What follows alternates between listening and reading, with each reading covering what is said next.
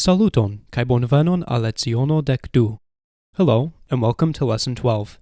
In this lesson, you'll learn about comparatives, superlatives, and the words tre, tro, and ankaŭ.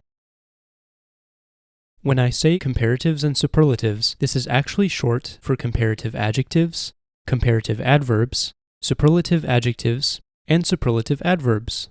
Don't forget that the Esperanto ending for adjectives is a, and the Esperanto ending for adverbs is e. Since you may not know what comparatives and superlatives are, we're going to first look at an English example using the adjective good. From the adjective good, we can make the comparative adjectives better and worse. Furthermore, we can make the superlative adjectives best and worst. I hope that this example clarifies the topic.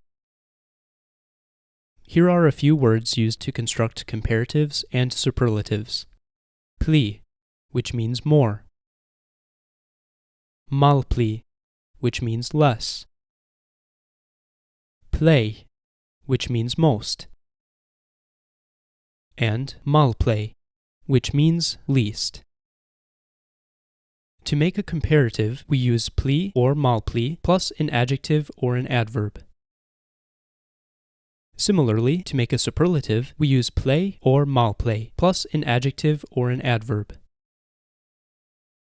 As an example, let's use the adjective granda, meaning big. We can construct the comparative pli granda, meaning bigger,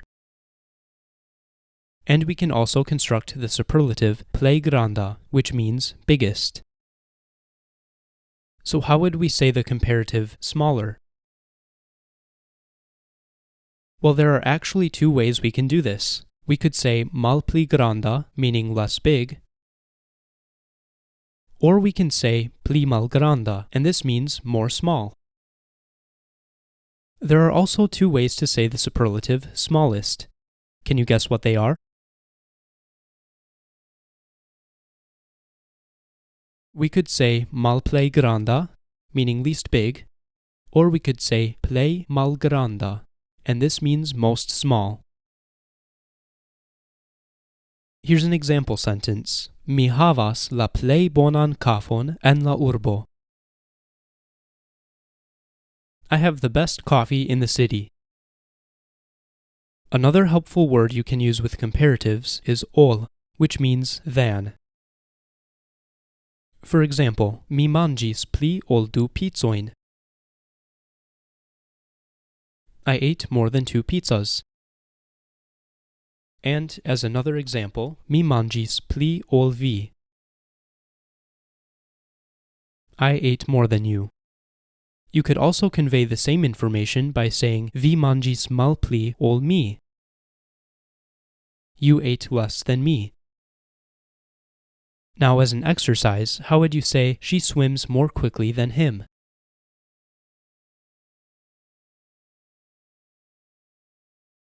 You would say she naĝas pli rapide ol li. So what if we want to express more of something? Instead of using pli plus an adjective or adverb, we use pli da plus whatever we want to express more of. If you forgot about the word da, then please rewatch Lesson 11. So how would we say, I will buy more yellow bananas?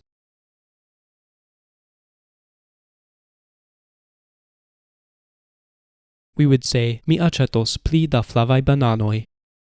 Remember that flavaj bananoj is not in the accusative case because it's directly after the preposition da. But what would it mean if we removed the word da and said, mi aĉetos pli flavajn bananojn? This would mean, I will buy yellower bananas. Now let's move on to the word tre.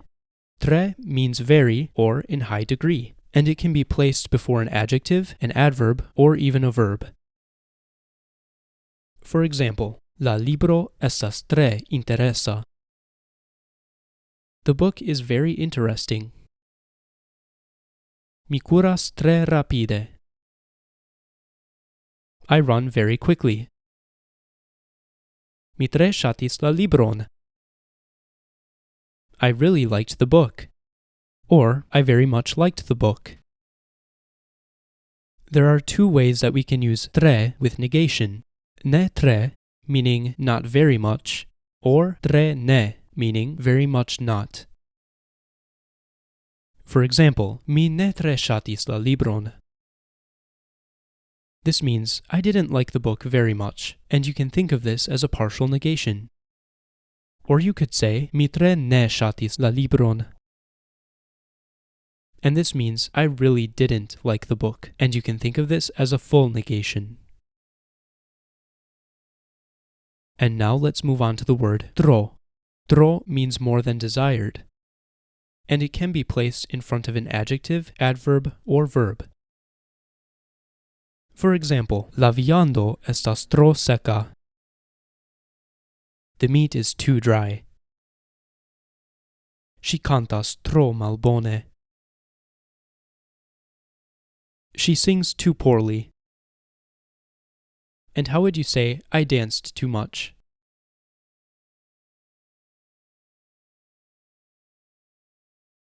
Mi tro dancis. So how can we express too much of something? To do this, we use tro da plus whatever we're expressing to be too much. For example, la salato havas tro da salo. This means the salad has too much salt. Now, let's talk about the word ankaŭ. Ankaŭ means also or too. The placement of ankaŭ is very important. Ankaŭ should be placed right before whatever you are emphasizing to be additional. For example, the three sentences ankaŭ mi havas hundon, mi ankaŭ havas hundon, and mi havas ankaŭ hundon can all be translated to I have a dog too. But these sentences all have a slightly different meaning and surrounding context. The sentence ankaŭ mi havas hundon could mean something like not only does my grandfather have a dog, and not only does my mother have a dog, but I have a dog too. And the sentence mi ankaŭ havas hundon could mean something like not only do I know a dog, and not only do I like dogs, but I have a dog too. And the sentence mi havas ankaŭ hundon could mean something like not only do I have a sheep, and not only do I have a zebra, but I have a dog too. So what if you and your friend just read the same book, and your friend comes up to you and says, mi tre ŝatis la libron? I really liked the book. How would you say, I really liked the book too?